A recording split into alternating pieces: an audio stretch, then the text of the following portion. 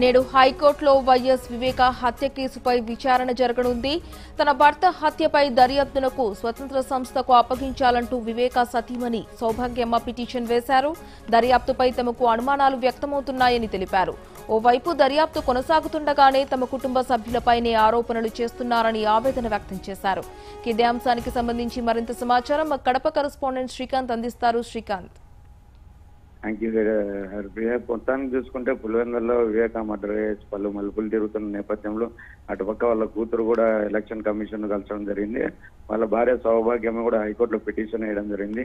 స్వతంత్ర సంస్థ సిబిఐతో విచారణ చేపట్టాలని చెప్పేసి ఈ హత్య కేసులో తన కుటుంబీకులపై కూడా ఆరోపణలు చేస్తున్నారని చెప్పి కూడా ముందు నుంచి వాళ్ళ కూతురు ఒక పక్క వాళ్ళ భార్య సౌభాగ్యమే ఒక పక్క ఆరోపణలు చేస్తున్న పరిస్థితి అయితే కనిపిస్తుంది. మొత్తానికి చూసుకుంటే మాకు సిట్ మీద నమ్మకం లేదు, అది రాష్ట్ర ప్రభుత్వం పరిధిలో ఉందని చెప్పేసి కూడా ముందు నుంచి కూడా వాళ్ళ కూతురు అటుపక్క వాళ్ళ భార్య సతీమణి సౌభాగ్యం కూడా చెప్పిన పరిస్థితి అయితే కలిసి మొత్తాన్ని చూసుకుంటే ఈరోజు ఇదే కేసుపై స్వతంత్ర సంస్థకు అప్పచెప్పాలనే దాని మీద కూడా హైకోర్టులో విచారణ అయితే చేపట్టున్నారు. ఈ నేపథ్యంలోనే హైకోర్టు అది సిబిఐకి ఏమైనా అప్పచెప్తుందా అనేది కూడా ఇదిగా సిబిఐకి కూడా కేసు మార్చే అవకాశం ఉందని కూడా విశ్లేషకులు చెప్పుకొస్తున్నారు. ఇక్కడైతే పులివెందులో అయితే ఇప్పటికే సిట్ మొత్తం అంతా కూడా ఎంక్వైరీ పూర్తయింది. తొందరలోనే కూడా నిందితులను మీడియా ముందు హాజరుపెడతామని చెప్పేసి కూడా సిట్ అధికారుల బృందం అయితే చెప్పుకొస్తున్నప్పటికీ మాకు సిట్ మీద నమ్మకం లేదు, స్వతంత్ర సంస్థ సిబిఐతోనే విచారణ జరిపించాలని చెప్పి ఒక పక్క వైఎస్ వివేక సత్యమణి సౌభాగ్యమ కూతురు సునీత కూడా డిమాండ్ చేస్తున్న పరిస్థితి అయితే కనిపిస్తుంది. మొత్తాన్ని చూసుకుంటే ఇప్పటికే చాలా మందిని ఇక్కడ అదుపులోకి తీసుకొని టీటీసీలో కూడా విచారణ చేపడుతున్నారు. దాదాపు 40 నుంచి 50 మందిని కూడా విచారణ చేపట్టినట్లు తెలుస్తుంది. రక్తపు ఆధారాలు ఇవన్నీ ఎవరు చెరిపేశారా, ఎవరు గుండె నొప్పి అని చెప్పారా అనే విధంగా కూడా లోతుగా కూడా ఇక్కడ చిట్ అధికారులు పోలీసు బృందాలు కూడా విచారణ అయితే చేపట్టిన పరిస్థితి అయితే కనిపిస్తుంది.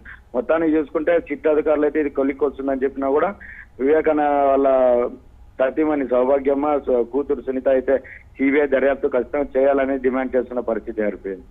Right, thank you Srikanth.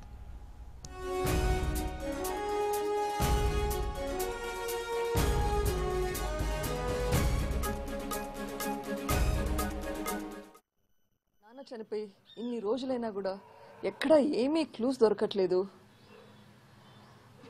ఈ ఇన్వెస్టిగేషన్ కరెక్ట్ ప్రాసెస్లో నడుస్తుందా లేదా అని అనుమానం వస్తుంది.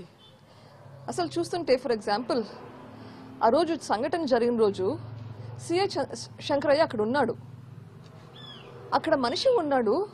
కానీ మేము హైదరాబాద్ నుంచి దారిలో వస్తూ ఉన్నాము, మేము అక్కడ ఇన్సిస్ట్ చేయాల్సింది వస్తుంది కేసు పెట్టు అని చెప్పి. ఆయన సర్కిల్ ఇన్స్పెక్టర్, ఆయనకు తెలియదా కేసు పెట్టాలి, ఇది మర్డర్ అని చెప్పి? ఆ సీన్లో లేకుండా ఉన్న మాకు అనుమానం వస్తుంది, మేము ఆయనకు చెప్పాల్సింది వస్తుంది, ప్లీజ్ కేసు పెట్టండి అనుమానం ఉంటే. అంటే ఆయనకి ఏదైనా కవరప్ చేయాలని ట్రై చేస్తున్నాడా? Why is he behaving like that?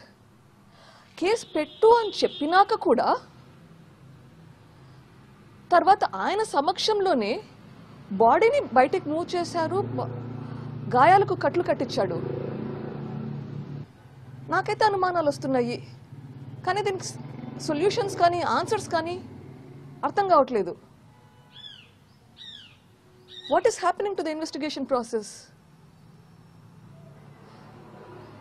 Is someone directing the police officers to do the wrong things and then blaming the family for that? I hope I get an answer sometime soon.